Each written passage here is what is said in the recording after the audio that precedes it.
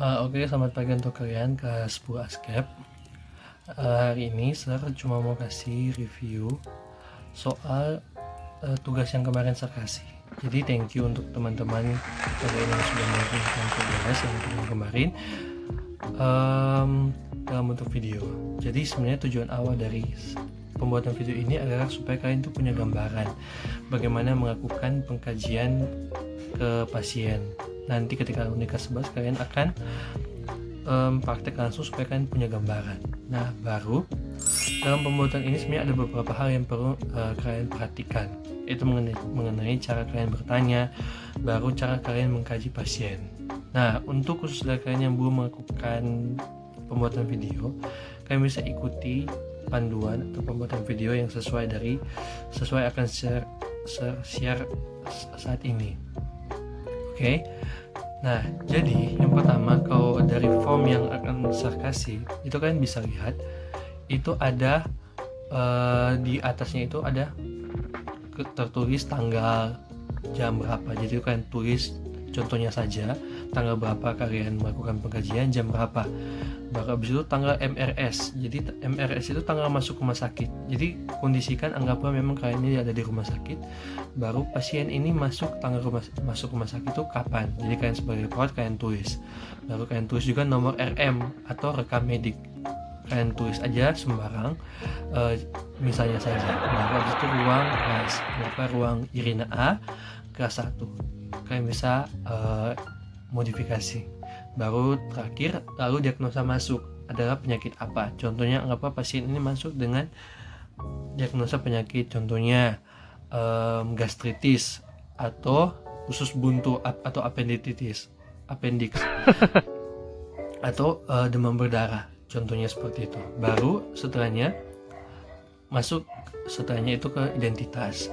Nah, karena kalian masih dalam bentuk belajar, jadi kan tidak usah tulis nama pasien lengkap, cukup tulis inisial, contohnya Tuan A atau Nyonya B.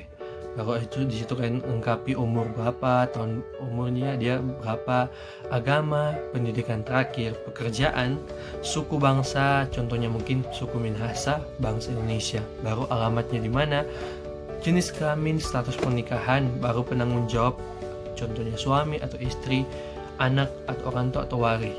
Nah, setelahnya ini yang bagian terpenting dari pengkajian ini, yaitu adalah riwayat sakit dan kesehatan. Di situ nanti kalian akan bisa lihat ada keluhan utama. Keluhan utama otomatis kalian bisa tanya ke pasien, ibu kira-kira keluhannya apa.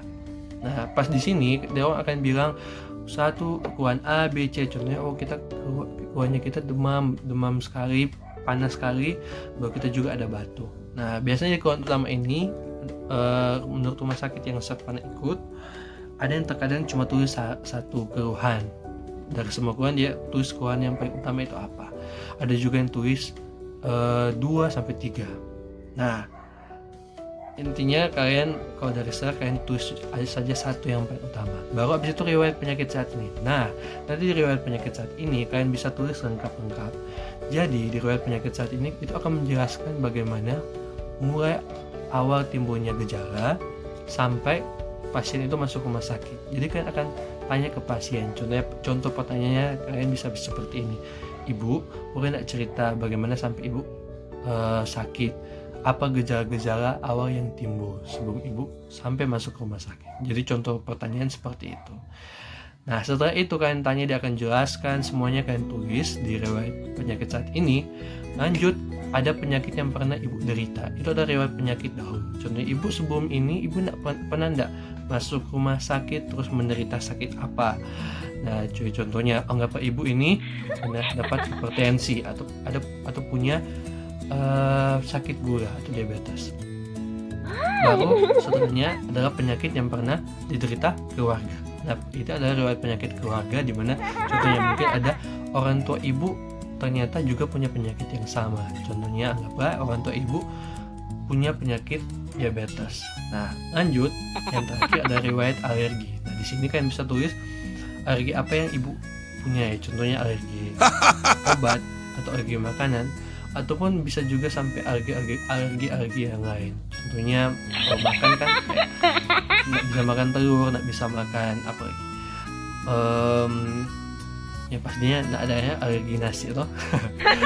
Baru habis itu tapi tergantung juga. Kalau mungkin dia alergi obat, dia alergi obat amoxicillin, nggak bisa minum sembarang, contohnya nggak bisa minum sembarang antibiotik, atau dia alergi obat contohnya tadi amoxicillin, ataupun kayak asam mefenamat dia nggak bisa minum.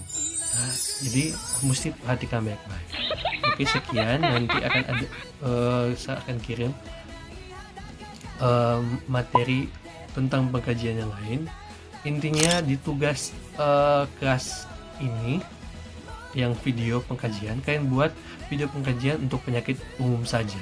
Tetapi kalau memang kalian suka buat khusus pengkajian penyakit corona, bisa. Cuma nanti yang pastinya harus berkaitan, harus mengikuti format pengkajian yang saya kasih ini, data dasar. Oke, terima kasih. Kalau kurang mengerti kalian bisa